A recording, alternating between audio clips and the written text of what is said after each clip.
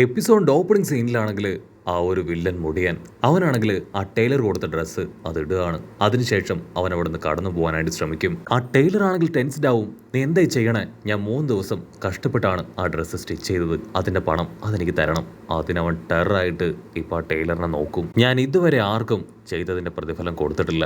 എന്റെ പ്രതിഫലം അവരുടെ ജീവൻ തീർത്തുകൊണ്ടാണ്. സോ നിന്റെ ജീവനും ഞാൻ തീർക്കാൻ പോവാണെന്ന് പറഞ്ഞ് അവർ നേർക്ക് ടേൺ ചെയ്യും. അവനാണെങ്കിൽ പേടിച്ച് നിലവിളിക്കും, പ്ലീസ് ദയവ് ചെയ്ത് എന്നെ ഒന്നും ചെയ്യരുത്.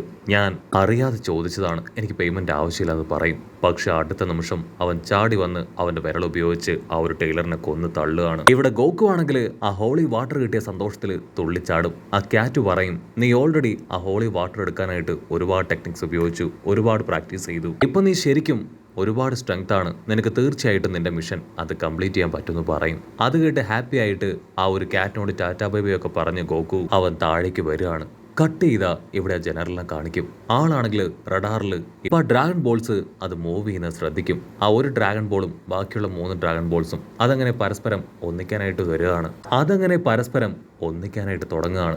അതിനർത്ഥം അവർ വീണ്ടും പരസ്പരം ഫൈറ്റ് ചെയ്യാൻ പോകുന്നു എന്നാണ്. അത് കണ്ട് ജനറലിനാണെങ്കിൽ ഭയങ്കര സന്തോഷം. അവന്റെ 2 വിരൽ ഉയർത്തി സിസർ അത് തരാനായിട്ട് ആവശ്യപ്പെടും. അത് മനസ്സിലാവാതിരുന്ന സെക്യൂരിറ്റി ആണെങ്കിൽ കൈ ചുരുട്ടി ഗെയിം കളിക്കുകയാണ്. പല്ല് കടിച്ച് ആ ജനറലാണെങ്കിൽ ദേഷ്യപ്പെട്ട് പറയും, നിന്നെ പോലൊരു മന്ദബുദ്ധിയെ ഞാൻ ഇതുവരെ കണ്ടിട്ടില്ല. എനിക്ക് സിസറാണ് വേണ്ടത്. അതൊക്കെ എത്രയും വേഗം അത് കത്തിച്ചതാ. അത് കേൾക്കേണ്ട താമസം അവൻ സിസർ ബേൺ ചെയ്ത് ആളുടെ കയ്യിലേക്ക് കൊടുക്കും. അതിനുശേഷം അസിസ്റ്റന്റ് ആണെങ്കിൽ ജനറലിനെ നോക്കി പല്ല് കടിക്കും. അവിടുന്ന് അങ്ങനെ സീൻ ബ്ലാക്ക് ഔട്ട് ചെയ്ത ഇവിടെ ആ കുഞ്ഞിപ്പെണ്ണ് അവളാണെങ്കിൽ മുകളിലേക്ക് തന്നെ നോക്കി നിൽക്കും. ഗോക്കു പോയിട്ട് ഇന്ന് 2 ദിവസങ്ങൾ കഴിഞ്ഞു. 3ാമത്തെ ദിവസമാണ്. ഇതുവരെ ഗോക്കു അവൻ തിരികെ എത്തിയിട്ടില്ല. ഇനിയും സമയം വൈകിയ എൻ്റെ പപ്പയെ എനിക്ക് എന്നേക്കുമായിട്ട് നഷ്ടപ്പെട്ടു പോകും. ഞാൻ എന്ത് ചെയ്യും? ഗോക്കു അവൻ വരില്ലേ ചിന്തിച്ച് മുകളിലേക്ക് നോക്കി നിൽക്കുന്ന അടുത്ത നിമിഷം ആ വില്ലൻ അവൻ അവിടേക്ക് വന്ന് ലാൻഡ് ചെയ്യാണ്. അവനെ കാണേണ്ട താമസം അവൾ ദേഷ്യപ്പെട്ട് പറയും, ഓ നോ, വീണ്ടും ഇവിടേക്ക് വന്നു അല്ലേ? എൻ്റെ പപ്പയെ കൊന്നത് നീയാണ്. ഒരു കാരണവശാലും നിന്നെ ഇനി ഞാൻ വെറുതെ വിടില്ല എന്ന് പറയും. അതിനവനാണെങ്കിൽ ക്യാഷ്വലായിട്ട്, എൻ്റെ പപ്പയെ കൊന്നതുപോലെ തന്നെ ഞാൻ നിന്നെയും കൊല്ലാൻ പോവുകയാണ്. നിന്റെ പപ്പയുടെ കൂടെ ഞാൻ അയക്കാൻ പോകുന്നു. അതിനു മുൻപ് നീ ഒളിപ്പിച്ചു വെച്ചിരിക്കുന്ന ആ ഡ്രാഗൺ ബോൾ അതെനിക്ക് വേണമെന്ന് പറയും. അവനാണെങ്കിൽ കൺട്രോൾ പോയി അവളുടെ കയ്യിലുണ്ടായിരുന്ന ഒരു മഴു അത് അവന് നേരെ എറിയും. അവൻ ജസ്റ്റ് മിസ്സിന് അത് തട്ടിത്തെറിപ്പിക്കുകയാണ്. അതിനുശേഷം അവള് ആ മുടിയനെ പഞ്ച് ചെയ്യാനായിട്ട് ഓടി അടുക്കും. അവനാണെങ്കിൽ അവളെ പിടിച്ചു വലിച്ച് മടക്കി കയ്യിലെടുക്കുകയാണ്. ആ ഡ്രാഗൺ ബോൾ അത് മര്യാദയ്ക്ക് എനിക്ക് താ. അവനാണെങ്കിൽ വീണ്ടും അവളോട് ആ ഡ്രാഗൺ ബോളിനെ കുറിച്ച് ചോദിച്ചുകൊണ്ടേയിരിക്കും. അതിനവളാണെങ്കിൽ പ്രയാസപ്പെട്ട് എനിക്ക് ശ്വാസം എടുക്കാൻ കഴിയുന്നില്ല എന്ന് അവനോട് പറയും. അവനാണെങ്കിൽ അവളെ തൂക്കി എറിയുകയാണ്. അടുത്ത നിമിഷം ഗോക്കു അവന്റെ ഫ്ലൈയിങ് നിംബസിനെ വിളിച്ച് അവളുടെ അടുത്തേക്ക് പറന്നു വന്ന് അവളെ ക്യാരി ചെയ്യുകയാണ്.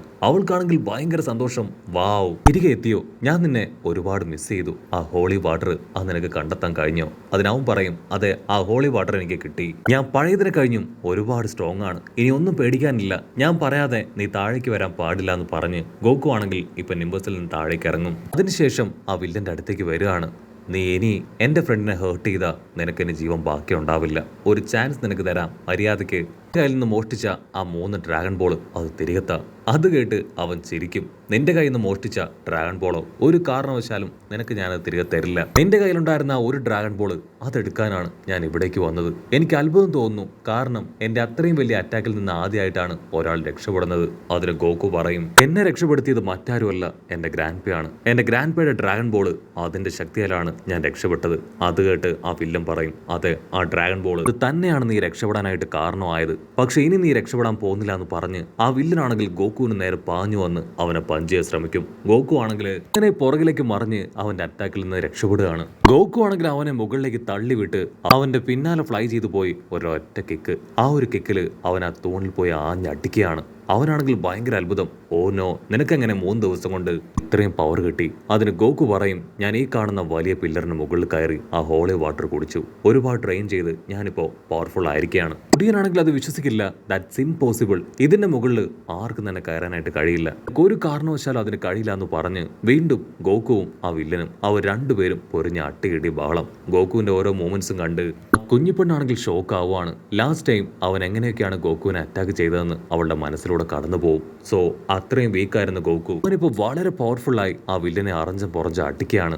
ചോര തുളുമ്പി ആ വില്ലൻ അങ്ങനെ നിൽക്കും. അതിനുശേഷം വില്ലൻ ഫുൾ കലിപ്പില് ഗോകു ആഞ്ഞടിച്ച് തൂണിലേക്ക് തെറിപ്പിക്കും. ഗോകു ആണെങ്കിൽ കൈ ചുരുട്ടി അവനെ പഞ്ച് ചെയ്യാനായിട്ട് വരും. അവൻ നൈസായിട്ട് മാറിപ്പോവും. ഗോകു ആണെങ്കിൽ സ്ട്രെയിറ്റ് ആയിട്ട് വന്ന് ആ മരത്തിലിടിച്ച് അങ്ങനെ വീഴും. മരമാണെങ്കിൽ ഗോകു വന്ന് ഇടിച്ച ഫോഴ്സിൽ അങ്ങനെ മറിഞ്ഞു വീഴുകയാണ്. ഇവിടെ കുഞ്ഞിപ്പെണ്ണാണെങ്കിൽ ടെൻഷനായി ഗോകുവിന്റെ പേര് ഉച്ചത്തിൽ വിളിക്കും. അവിടെ നിന്ന് അങ്ങനെ കട്ട് ചെയ്താ ഇവിടെ മാസ്റ്റർ റോഷിയുടെ വീട് കാണിക്കും.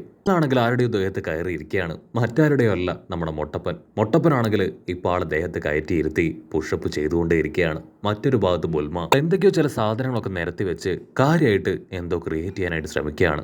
അപ്പോഴായിരിക്കും ലോഞ്ച് അവർക്ക് എല്ലാവർക്കും കുടിക്കാനായിട്ട് ഡ്രിങ്ക്സുമായി അവിടേക്ക് കടന്നു വരിക. ബുൽമ ഉച്ചത്തിൽ വിളിച്ചു പറയും, യുറേക്ക, ഞാനത് കണ്ടുപിടിച്ചു. ഇതൊരു ട്രാക്കിംഗ് ലൈറ്റ് ആണ്. ഇതുപയോഗിച്ച് നമുക്ക് ആരെ വേണമെങ്കിലും ട്രാക്ക് ചെയ്യാൻ കഴിയും. ഇതിൽ ഫ്ലൈ ചെയ്യാനും സാധിക്കും എന്നൊക്കെ പറഞ്ഞ് അവൾ അത് എക്സ്പ്ലെയിൻ ചെയ്ത് കൊടുക്കും. ഇത് ഞാൻ ഗോകുവിന് വേണ്ടിയാണ് ഉണ്ടാക്കിയത്, ഉറപ്പായിട്ടും അവൻ ഒരുപാട് ഇഷ്ടമാവെന്ന് പറയും. ഉടനെ എല്ലാവരും അതിലേക്ക് തന്നെ അതിശയത്തോടു കൂടെ നോക്കി നിൽക്കും. പക്ഷേ മാസ്റ്റർ റോഷി മാത്രം അവളുടെ സീക്രട്ട് പാർട്ടിലേക്ക് തന്നെയായിരിക്കും നോക്കി നിൽക്കുക. അത് കണ്ട് കൺട്രോൾ പോയ നമ്മുടെ പെണ്ണ് ബുൽമ അവൾ ചാടി വന്ന് അവളുടെ മുഖത്ത് ആഞ്ഞടിക്കും. അവളാണെങ്കിൽ വയലന്റ് ആവുന്നത് കണ്ട് റോഷിയാണെങ്കിൽ മുകളിലേക്ക് ചൂണ്ടിക്കാണിച്ചു പറയും, ദാ നമ്മുടെ ഗോകു അവൻ ഇവിടേക്ക് വരികയാണ്. അവർ മുകളിലേക്ക് നോക്കും. അത് ഗോകു അല്ല, പക്ഷിയാണ്. അത് കണ്ട് അവർ ഫ്ലാറ്റ് ആവും. കട്ട് ചെയ്ത ഗോകുവിനെ കാണിക്കും.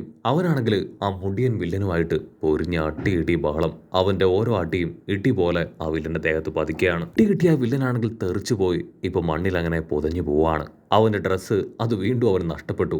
ഓ നോ, നിനക്ക് അൺബിലീവബിൾ, നീ രണ്ടാമത്തെ തവണയാണ് എന്റെ ഡ്രസ്സ് അത് നശിപ്പിച്ച് കളയുന്നത്. എത്രത്തോളം കഷ്ടപ്പെട്ട് എത്രത്തോളം എഫേർട്ട് എടുത്താണ് ഞാനിത് വീണ്ടും റെഡിയാക്കി കൊണ്ടുപോകുന്നതെന്ന് അറിയോ? എല്ലാ ടൈലേഴ്സിനും ഇത് സ്റ്റിച്ച് ചെയ്യാനായിട്ട് കഴിയില്ല. ഇത് ലാസ്റ്റ് ടൈം സ്റ്റിച്ച് ചെയ്ത് തന്നവനെ ഞാൻ തല്ലി കൊന്നു കളഞ്ഞു. ഇനി ഞാൻ എങ്ങനെ ഇത് വീണ്ടും റെഡിയാക്കും? എന്റെ സ്ട്രെങ്ത് ആണ് നീ നഷ്ടപ്പെടുത്തിയത്. അതിന് ഗോകു പറയും, സ്ട്രെങ്ത് കാണിക്കേണ്ടത് ഡ്രസ്സിലല്ല, മറിച്ച് നിന്റെ ബോഡിയിലാണ്. അത് കേട്ട് ടെററായി അവനാണെങ്കിൽ അൺലിമിറ്റഡ് പവർ ഇപ്പൊ ഗോകുവിന് നേരെ ഉപയോഗിക്കുകയാണ്. ഗോകു ആണെങ്കിൽ അവന്റെ രണ്ട് കൈയും അങ്ങനെ നീട്ടി ആ ഒരു പവർ അതങ്ങനെ പ്രിവെന്റ് ചെയ്ത് പതിയെ പതിയെ പുറകിലേക്ക് പോകും. അവിടെ മുഴുവൻ തീഗോളം അങ്ങനെ കത്തിപ്പടരാണ്. ആ കുഞ്ഞിപ്പെണ്ണാണെങ്കിൽ എന്താ നടക്കണമെന്ന് അറിയാതെ പേടിച്ച് ഗോകുവിനെ ആ വില്ലനെ ഉറ്റുനോക്കും.